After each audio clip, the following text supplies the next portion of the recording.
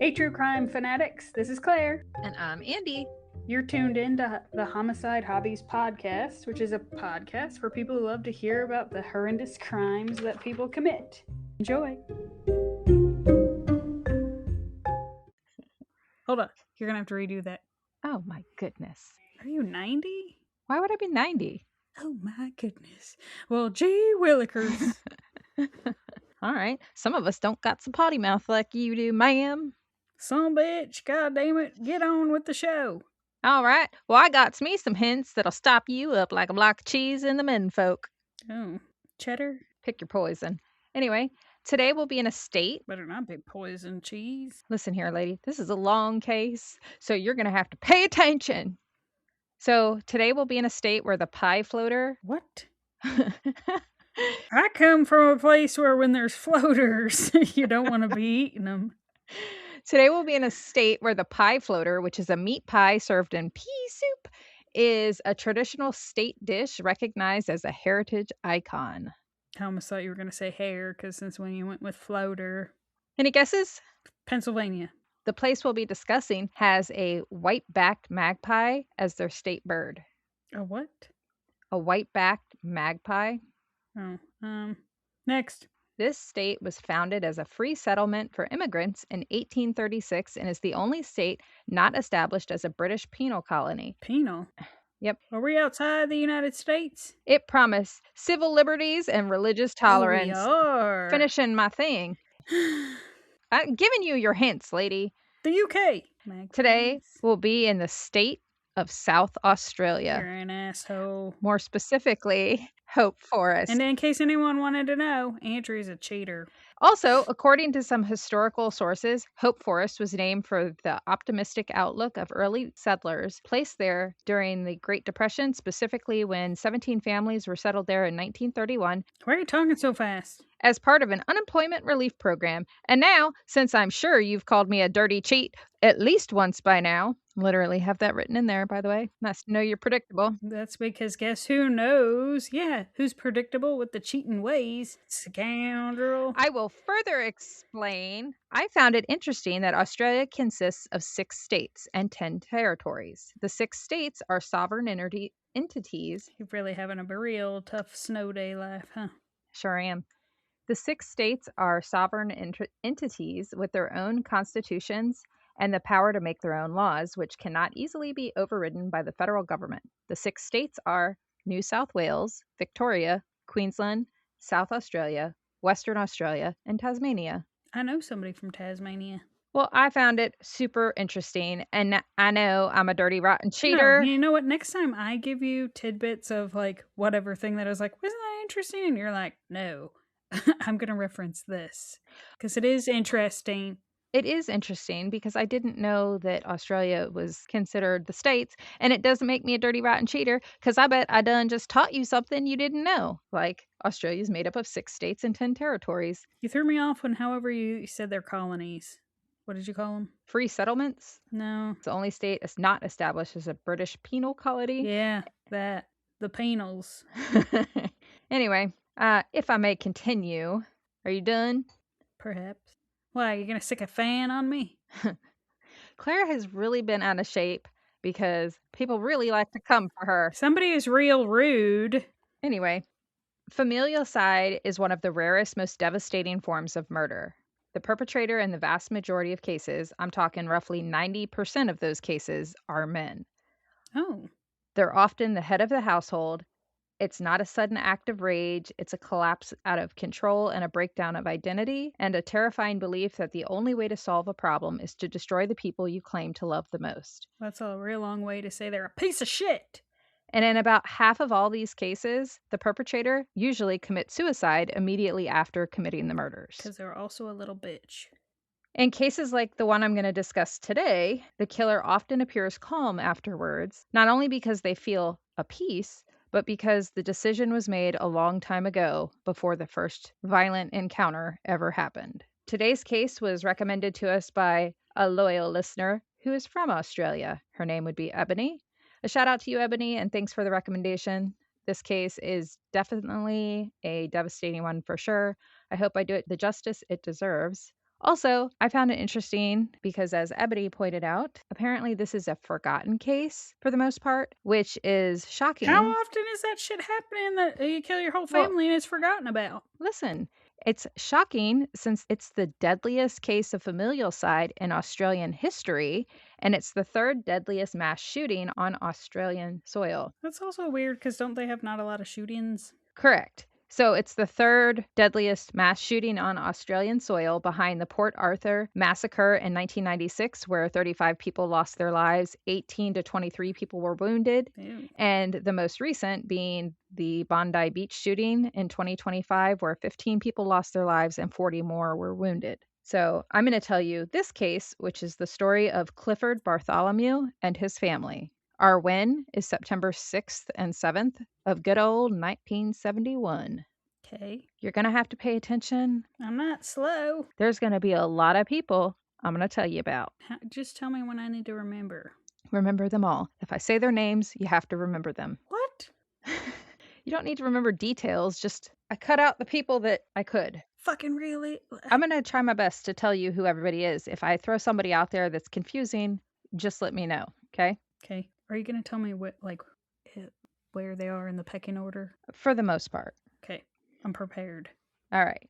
Ready? We're going to dive on in. Okay.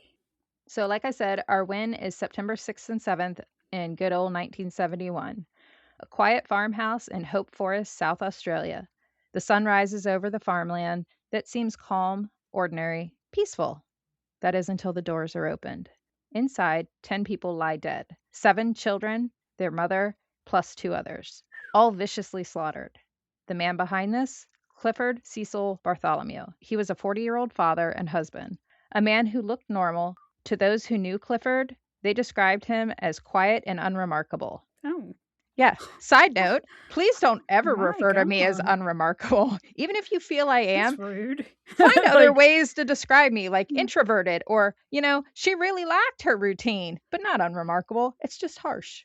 but if he did it, I don't give a shit. He's a piece of shit. I don't even know him and he's unremarkable. That's why everybody wanted to forget his ass. Yep. Clifford Bartholomew appeared ordinary, like I said. Clifford and his 40-year-old wife, Heather, had been married for nearly 2 decades. They had 7 children within that 2 decades of marital bliss. The large family lived in a 7-room farmhouse in Hope Forest that they rented from a local farmer. The property was located just south of Adelaide in a rural area characterized by dairy farms and vineyards. Clifford had a steady job, actually. He had 2. So they're not farmers, they're just on a farm. Correct. Okay. Clifford supported his family, working as a truck driver for a local businessman, and held a part-time job as a slaughterman at a nearby butcher. I don't know how I find the cases of The somebody's... slaughterhouses? Yeah, I don't know. And you know what? Weirdly, that one lady that was in a slaughterhouse, I remember because she made well, maybe she didn't, maybe I envisioned it, that like the baby mobile out of knives. The one where they subdued her with the brooms. I think she was also from Australia. She was. That's what I was saying. That's what, Maybe that's just... they like their knives. Hey, Ebony or our other Australian listeners, are there just a lot of people that are butchers? Slaughterers. Anyway. Of their families. On the surface, Clifford appeared to have the perfect life. His wife, Heather, was the one who held the home together. She was responsible for the everyday needs of the large household, and her children's lives were built around her presence. Their 7 children filled the home with noise, chores, schoolwork, and the constant energy of childhood. Each child had their own place in the family daily rhythm. Neville, he was 19, the eldest son. He was old enough to be taking on responsibilities. He was a young man on the edge of adulthood. Christine, at 17, was stepping into becoming a young lady, balancing school, chores, and carrying the kind of quiet hopes that come with being close to leaving home. Sharon, she was 15, in the middle of her teen years, and growing independence and curiosity. Helen was 13, and she was beginning to move into adolescence, still a child, but already starting to shape into who she would become. Gregory, at 10, was still very much a young boy, living in the space between childhood and responsibilities. Did this make you think of your family? Sure did, because if you're not recognizing these here ages... I was. It was like... Roger was 7. He was young enough to still rely heavily on his siblings and parents. still living in the safety of family routine. And little Sandra, she was 4, the youngest. She was the baby of the family, a child who spent most of her day close to her mother in need of constant care and protection. To an outsider, it might have looked like a typical rural family, busy, loud, and close knit. But the reality inside the home was more complicated than it appeared from the outside. Hope Forest itself had a population back in the 1970s of roughly 110 people spread across nearly 5 miles or 12 kilometers. The properties were spread out. Neighbors might know your name, but not know your private life. The remote and sparsely populated nature of Hope Forest in 1971 meant living close by typically referred to a neighboring property or a residence within a few minutes' walk or drive along the same rural road, meaning you're just down the street, not actually next door. Mm-hmm. Well, because it's farmland. Right. Next door is not the same as the suburbs. Correct. Clifford, the Paul of the group, he ended up befriending a 22-year-old young man and invited him to come stay with his incredibly large family as a kind gesture to help. Because they didn't have enough people in that house? Well, Clifford did it as a kind gesture to help the young man recover from trauma that he suffered during his service in Vietnam. Yeah. The home was extremely crowded. How did he know him before? Was it like a family? No. No, there's nothing on. You can't even find this guy's name. I'm sure a troll out there is going to be like, his name was this, now that I just said you couldn't find it. But for the most Well, part, it makes me curious if it'd be like maybe he had a relative that died in Vietnam and he was a friend, so they wanted to help him, because I don't know how you would know somebody needed help without knowing them. so Clifford, spoiler, because you like to do that to my cases, is an alcoholic, it sounds like. So they met at the VFW. I'm going to guess they met at a bar. I can't confirm that in any way, shape, or form because I did try to find how he met this 22-year-old, and it says that's not widely known. Did Clifford serve? No, not that I saw. Hmm.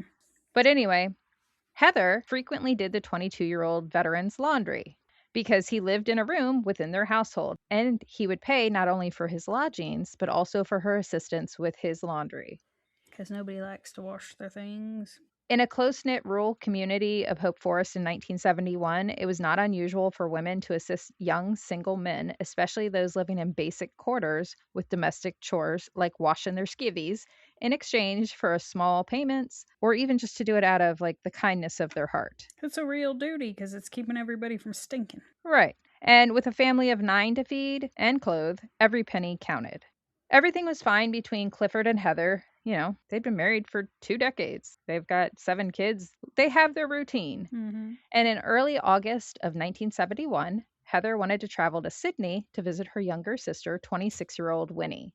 It's roughly 860 miles or nearly 1,400 kilometers from Hope Forest, South Australia, to Sydney, New South Wales.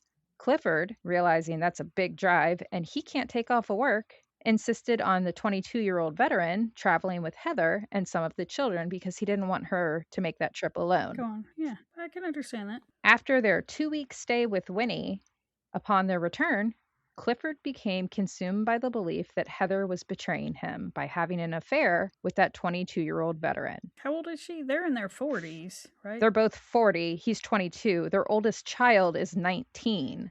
I was like, It's not impossible, but So this made me think of my family so much because Jason and I have been married for nearly 20 years. The oldest is about the same age as our oldest. I would not be having an affair with somebody as old as my child. It's weird. you don't know. I do know. Maybe No, maybe. you didn't realize the age. Maybe he's very mature for his age. Not mature enough to do his own undies in the laundry, but Well, I can tell you I'm mature enough that I wouldn't have an affair. maybe he's pretty funny. I would laugh, not have an affair. Anyway, so he believed she's having that affair, right? Mm-hmm. And he believed others knew Oh. about the affair and were laughing. He's an alcoholic. Uh-huh. He doesn't need much evidence to convince his brain. We'll get to that. But he believed that other people knew about the affair and were What? laughing behind his back. Oh, yeah. He believed he was being stripped of his manly authority inside his own home. And she's making him the laughing stock of the town. Uh-huh. Even though I will tell you, there is absolutely no evidence whatsoever that his accusations were ever substantiated. You know what there is evidence of? He's batshit crazy. Uh-huh. Mm-hmm. But in Clifford's mind, proof was not required. So Clifford's beliefs became his reality. Clifford's jealousy was not loud or theatrical. Which is worse. He's the quiet, fuming, and plotting feller. Mm-hmm. He didn't fit the stereotype people expected when they imagined a family annihilator. I don't know. He fits the bill for me. That's only because you know what. No, he's got the alcohol abuse on his side, the paranoia that's only fueled by his alcoholness, and clearly a touch of the crazy. And it's the quiet ones in the cabins. Those are the ones. Well, there were no police reports, no dramatic confrontations, no visible dissent that demanded intervention, just a man growing more rigid and more convinced that he was losing something that belonged to him. Clifford's paranoia that his 40-year-old wife and mother to their 7 children was a cheater would become a belief that would come to dominate his every thought. With the belief of infidelity, the growing strain and arguments between Clifford and his wife Heather were becoming more frequent, leaving Clifford alone with his own demented, dark thoughts. He was just stewing, or your favorite word, festering, with anger. Mm-hmm. Domestic tension had escalated significantly during the week after Heather returned from her visit with her sister. He doesn't address to the feller? I think he just goes after his wife. Well, anyway, so the relationship became so strained between Clifford and his wife, he moved out of the house to go stay with his stepmother nearby.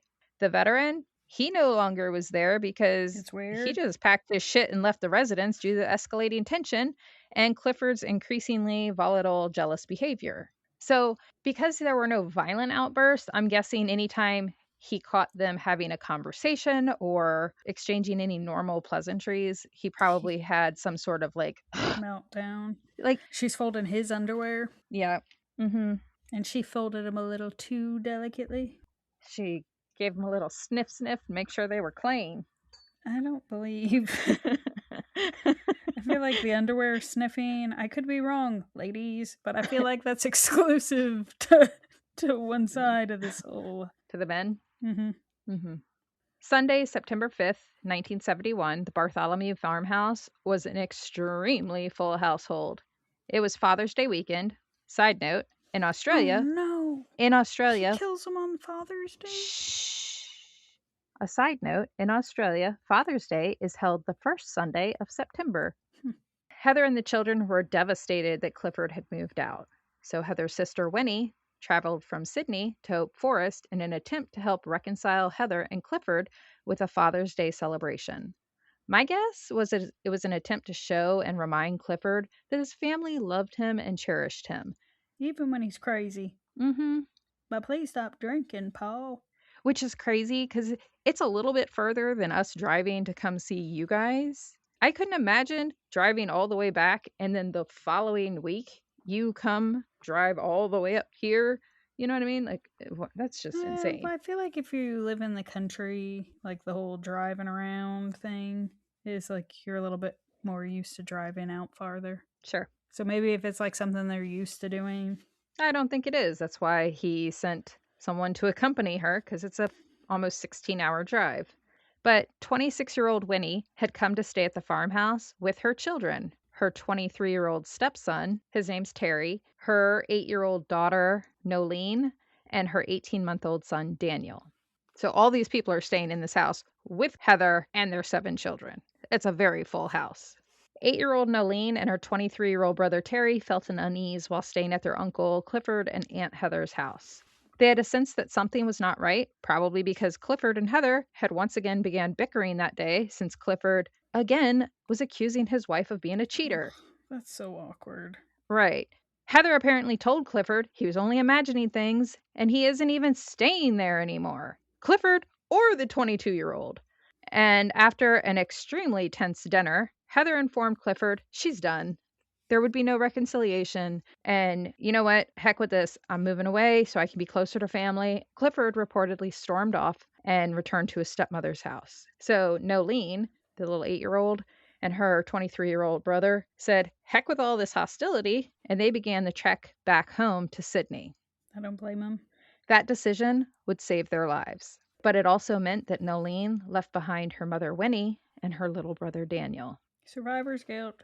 Barely into the next day, September 6th, 1971, the house would have felt normal that night. Quiet, still, the kind of stillness that rural homes often have late at night, when everyone is asleep and the world outside is dark and empty. However, within that darkness, Clifford laid awake, fuming about yet another argument with Heather. Over the same old, only now she's moving away. Clifford was replaying his suspicions of the affair over and over in his head. For an outsider looking in, questioning what led Clifford to even suspect an affair, Clifford was angry that when Heather did the laundry and ironing, she would leave Clifford's clothes out on the bed or dressing table, and she expected him to put it away himself. Yet the 22-year-old's laundry, Heather would wash it, iron it, and fold it, and as far as Clifford was aware, she put his clothes away. All right. Clifford would also conveniently forget that she was also making extra money for the family by doing those chores. Conveniently. Mm-hmm. And I'd hate to say it, but even if she put his stuff away, that we all know the youngins don't do that, and it's perfectly washed and folded. I can tell you I've done the laundry plenty of times and left it stacked somewhere and been like, hey, grab your stuff and put it away. And it will stay in the same place for days unless I'm like, all right. And then I'll carry it up, put it on my boy's bed, be like, put the stuff away. On the same token, I don't know how I would feel if Dave was doing somebody else's laundry and putting their underwear in their drawers.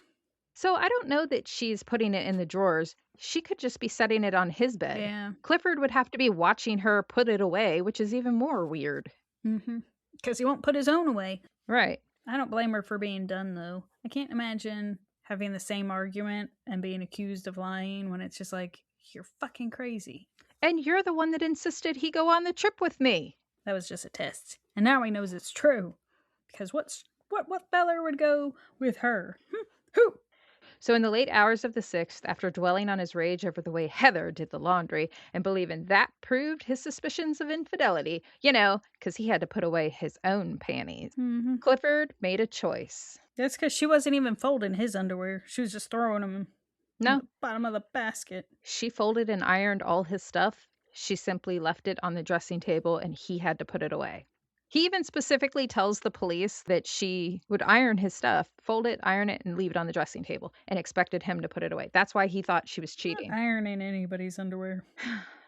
A little after midnight, he got out of bed.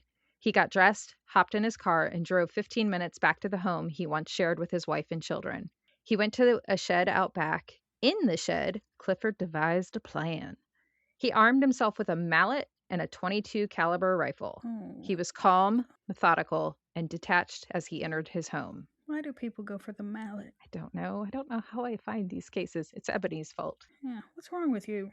His genius plan, he was going to knock his wife Heather in the head with the mallet to render her Knock some sense into her. To render her unconscious, then carry her out to the shed to kill her and only her. But when he struck Heather with the mallet, didn't knock her out. She began screaming. The ultimate sympathy pain, I suppose, because Heather's screams made Clifford angrier. Her shrieks of pain, shock, and terror made his head feel as if it were being split open. Oh, okay. Yeah. You poor thing, you. He also couldn't stand to look at the expression of hatred on her face, although... I'm sorry, you hit me in the head with a mallet. That's exactly what you're gonna fucking get. Right. I don't know what else he expected from her other than her to be unconscious. Love and tenderness. Yeah, it turns out it's also not like a cartoon. So to silence his screaming wife, he shot her with the rifle.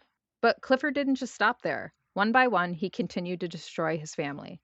4-year-old Sandra Jane Bartholomew lay asleep in her bed beside her mother's bed where she was shot and killed by her dad. Clifford's 19-year-old son Neville was asleep in a bed out in a sleep out at the back of the house when he died, also shot in the head. I did have to look up what a sleep out was, and according to Google, it sounds like it's a shed, but it's described as a small, often unplumbed, detached building in a garden used for extra accommodations. And my guess would be that his Aunt Winnie and cousins were staying in the room that he would normally sleep in.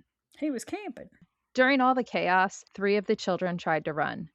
2 of Clifford's girls, clad in pajamas, and one of the younger boys in only his undies, were found shot dead in the hallway.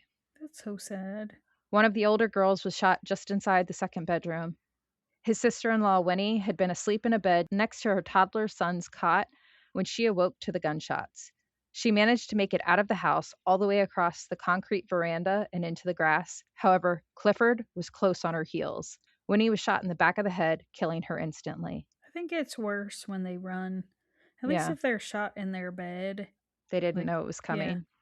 But this way they know who done it. Many of the children were bludgeoned with the rubber mallet and then shot, and I'm guessing he hit them with the mallet to slow them down so that he could reload. The attack was not wild, chaotic, or frenzied. It was a series of deliberate steps taken in the middle of the night against people who trusted him most. Neville was 19, the oldest son. Heather was 17, the oldest daughter. Sharon Ann was 15. Helen Joy was 13. Roger Clifford was 7. Heather Alice was 40. Her sister, Winnie Mary Keene, was 26. Some tried to run, some tried to hide. None would survive. Calm, calculated, and chillingly detached, Clifford Bartholomew had destroyed his entire family. In that moment, the man who had once been a father became something far more terrifying, a monster whose actions would haunt the town of Hope Forest forever. After the killings, Clifford did not run. He went to the kitchen table, sat down, and started drinking heavily. After about 30 minutes, he realized that the baby, his nephew, was still asleep in the cot. Oh. Daniel Bryan Sean Keene was an 18-month-old baby, barely a toddler. He was Clifford's nephew and the youngest victim. A life just beginning, innocent and vulnerable. Baby Daniel's life ended before it had truly begun when his Uncle Clifford got up from the kitchen table, set down his beer, and walked calmly back to the room where baby Daniel laid peacefully. He put a bullet in the baby's head. Daniel died sucking on his pacifier. The farmhouse, once filled with laughter and daily life, became a chamber of horror. 10 lives were lost, 8 children, a mother, and a sister-in-law, all gone. He then contacted police and waited patiently at the scene for authorities to arrive. The police who responded to the Bartholomew residence found 26-year-old Winnie dead in the yard. They approached the home and found Clifford calmly sipping on yet another beer. He was eerily calm. He seemed to have his emotions under control, as though he were simply reporting an incident rather than confessing to the mass murder of his entire family. It was the kind of action that made the entire situation feel unreal to investigators, speaking to a man who spoke with disturbing clarity about what he had just done. The scene was horrifying, a quiet farmhouse that had been turned into a chamber of death. Bodies lay where they had fallen. The air itself felt heavy with the aftermath of violence. The shock wasn't just in the number of victims, but in the way it had been carried out. It wasn't messy, it wasn't chaotic, it was deliberate. Clifford didn't appear confused. He didn't appear like a man who had just committed such a brutal, unthinkable act. Instead, he spoke with a steady voice, recounting what he had done and why. His demeanor was unnervingly calm, and the kind of calm that haunted the investigators for decades. Realizing they were dealing with something far beyond a moment of rage, Clifford admitted to everything. He talked about the mental torture lasting for months as he was obsessing over the idea that his wife was betraying him and that he might lose his family. Yeah, he lost him this way too. He told police that he'd only meant to kill his wife. He got ragey. But as he further excused his actions to the police, Clifford said, "Once I shot Christine," his oldest daughter, "I realized I had to kill them all. I couldn't leave any behind because I loved them all too much." What? The town of Hope Forest couldn't comprehend it. The neighbor they waved to in passing, a man they knew as a quiet worker and a family man, all gone, replaced in their minds by a killer. The news spread quickly through the rural community of only 110 residents, not just because of the number of victims, but because the killer had been someone everyone knew. A man who'd been part of the fabric of the town, a man who stood in the same fields, worked the same roads, and waved from the same porch. Clifford pled guilty, but the legal framing of his guilt was narrower than the scale of his actions. Here's where things get even crazier. Clifford was only charged with the murder of his wife, not with the other 9 people he brutally slaughtered. What? Hang on. He pled guilty to the murder of Heather, and the other killings would be, quote, taken into account. Now, what does that mean? The other killings would be taken into account? Legally, the state pursued and recorded a conviction for Heather's murder, while formally acknowledging that 9 additional deaths were part of the same course of conduct. Instead of 10 separate trials, the court treated the other killings as aggravated circumstances and part of the factual basis for sentencing, even if they were not individual counts on its charge sheet. So, I hope they kill him. in plain language, The system said, "You're officially convicted of intentionally murdering your wife, but we're going to sentence you as a man who killed 10 people, not just one." Does that make sense? So if you look up his record, he's only charged with murdering one person, but he's going to be sentenced as someone that killed 10. Hmm. Does that make sense? No. The officer who charged Clifford broke it down even more by explaining Clifford would freely admit to anyone and everyone he wanted Heather dead. And whether you charge him with 10 murders or one murder, he's going to get the same time in jail.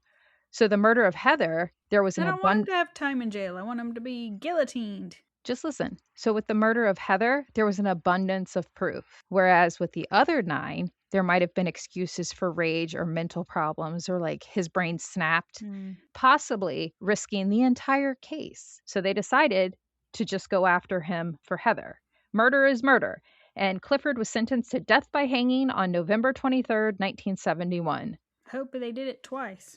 South Australia seemed to feel that a crime of this scale seemed to be the very definition of a capital case, and I agree.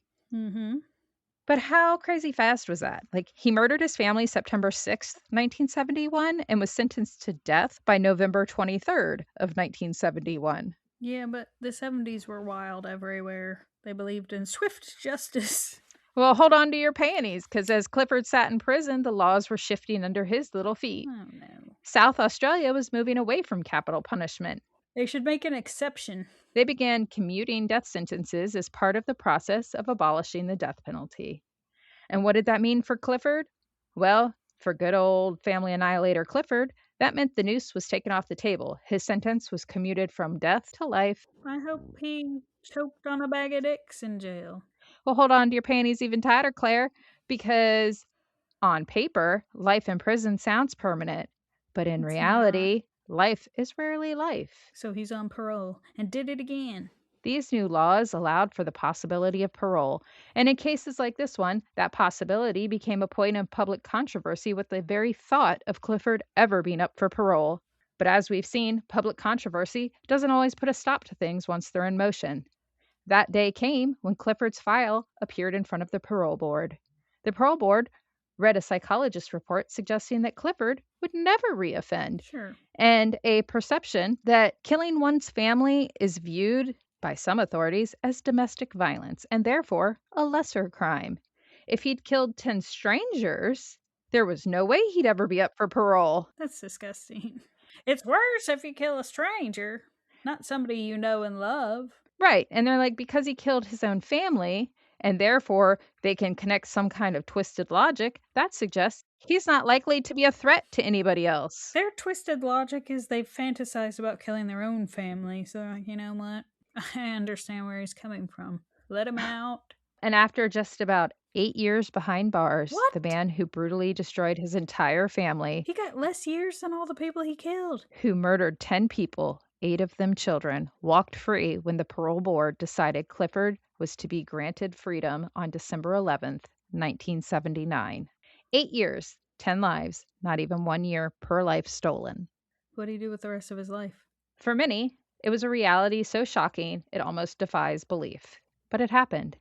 And this is where Clifford Bartholomew's story takes an even stranger turn.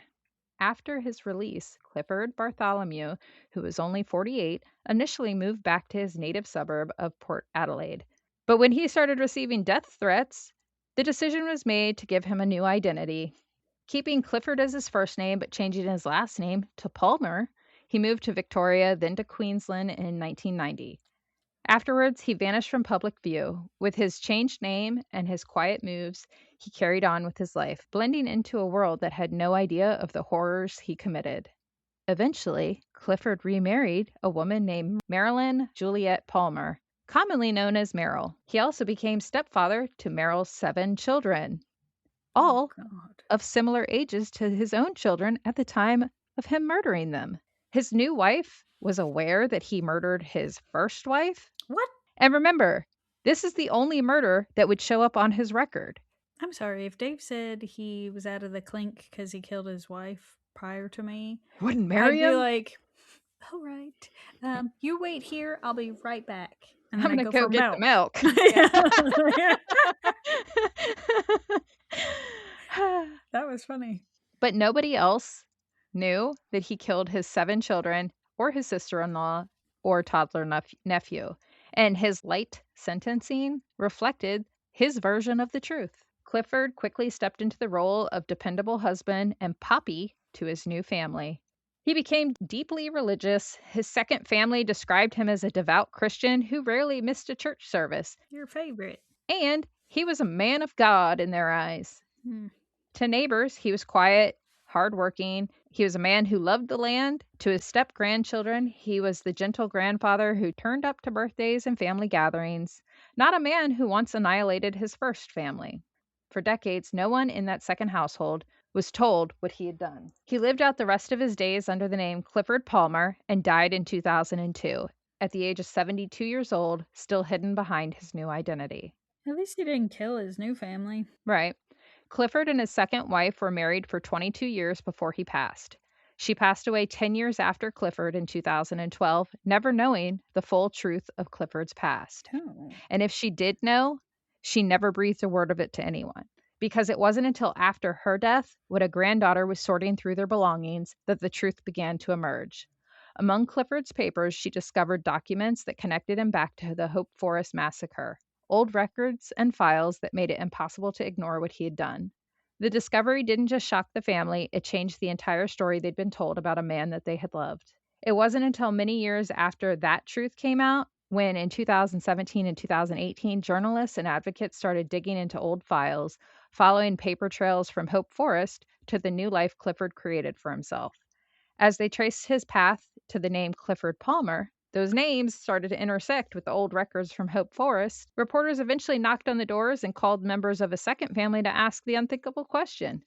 Did they know that Poppy Cliff had once killed 10 people, including all 7 of his children? The revelation didn't just rewrite in their memories of an old man that they loved. It forced them to grapple with the fact that his freedom, his second marriage, and his years as a doting grandfather had all been built on lies and silence. One grandchild later said that they were glad he was already dead by the time they found out the truth, because confronting him or living with him after learning that would have been unbearable. It was a truth that changed everything for the people who believed they knew him, and it left behind a haunting question. How could a man live such separate lives, one as a murderer and one as a family man, without the world ever realizing? The case of Clifford Bartholomew faded from international memory, but in South Australia, it still raises questions that haunt people who learn the full story. When the public learned that a man who'd killed 10 people was released from prison after just 8 years, the reaction was shock, disbelief, and anger. For many, it wasn't that he just served what felt like a short sentence. It was that he'd been allowed to rebuild a life, remarry, and become a grandfather, while the families of his victims continue to live with the consequences of his actions. It is wild. Yeah. I can't wrap my head around it. In Australia, getting rid of the death penalty and the operation of parole laws created a pathway for him to live freely. And I hate to say it, but they kind of prove their point of letting him out early and he didn't reoffend. The law was built around the ideas of mercy, reform, and second chances, but in cases like this, those ideas collide with the harsh reality of what was lost. And also, like you just said, Clifford did not reoffend. Was 8 years in fact enough? A system designed to prevent cruel punishment was forced to answer a question no one wanted to face. Is it possible to rehabilitate someone who has committed a crime like this? For the families of Hope Forest, justice may never feel like it was served, but for a second family, the legacy is a different kind of wound. The knowledge that the man that they loved was capable of such a brutal annihilation, and the truth that was kept from them until long after the fact. So I feel like it's less of, for me at least, it's less of can they be rehabilitated and more of they have to pay for what they did. Right. Killing that many people isn't wiped clean No. with 8 years of you being in timeout. I'm sure glad he didn't murder his next family. But that wasn't justice. It's not justice, and if that's not the case with other people when they let them out early, they either escalate, not that I know how you'd escalate killing all of your family, but it's just... You go kill strangers. That's a real roll of the dice of... Oh, come on. That was funny. Yeah, hilarious. A real knee slapper. I'm glad this is so unserious. I just think it's crazy that they think that killing strangers, he would never have been out on parole. But because he killed his family, his children, that could put logic to it. It's stupid. I think it's weird to say because you killed strangers that would make it worse. I think it would be easier to kill a stranger than somebody you're attached to. Well, that's what they're saying would make him scary is you wouldn't know who would cause you to reoffend. Yeah. It's But ridiculous. he got married and he could have been like, I like them. I like them so much. I need them dead. Mm-hmm. Or God forbid he suspect her of cheating. The silver lining, I would say, is that maybe him being an alcoholic played into his lunacy, and that when he got out, that's where his asaris were because he realized the devil's juice got him. Yeah. Well, Clifford Bartholomew's story is chilling not only for the violence he committed, but for the life he lived afterwards. 10 lives destroyed, a town left in shock, and yet he walked free, building a second family under a new name. In the end, the case forces us to ask the hard questions. What does justice truly mean? Can someone ever atone for this kind of crime? And how does a community heal when the unthinkable happens, especially when the man responsible is allowed to disappear into another life, leaving the ghost of Hope Forest behind? And as for Clifford's surviving niece, Nolene, Winnie's daughter, I forgot about her.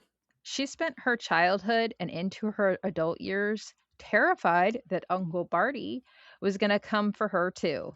She had no idea what became of him until that same reporter, that little pot stirrer who broke the news to Clifford's second family about his past, tracked her down and let her know that he's dead. You can carry on. He's not coming for you. But that is the third deadliest massacre on Australian soil. Thanks again, Ebony, for that case recommendation. That was quite the doozy. Yeah. I did get choked up when doing the research when I read that the baby died sucking on his pacifier. No, that's the way I wish they all died. I mean, if they were going to have to die, that is. But the ones that I think are sadder is when the kids are running. Well, that's terrifying too, but he'd already annihilated everybody. He sat down and calmly was drinking a beer. No, because that poor kid would have grown up knowing that. Like, I think it's better if everybody died. But he could have been with his sister and his father. He was 2. He wouldn't have remembered any of that. He wasn't even 2. He's not our sister. Our sister used to say everything happened to her when she was 2. And it was always traumatic. It was ridiculous.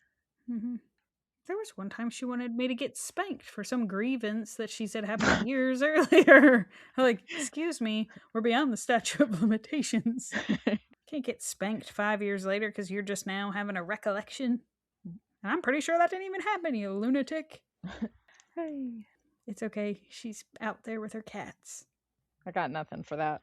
But that's all I've got on Yeah. Clifford Bartholomew. Yeah, thanks for that, Ebony. Thanks for that.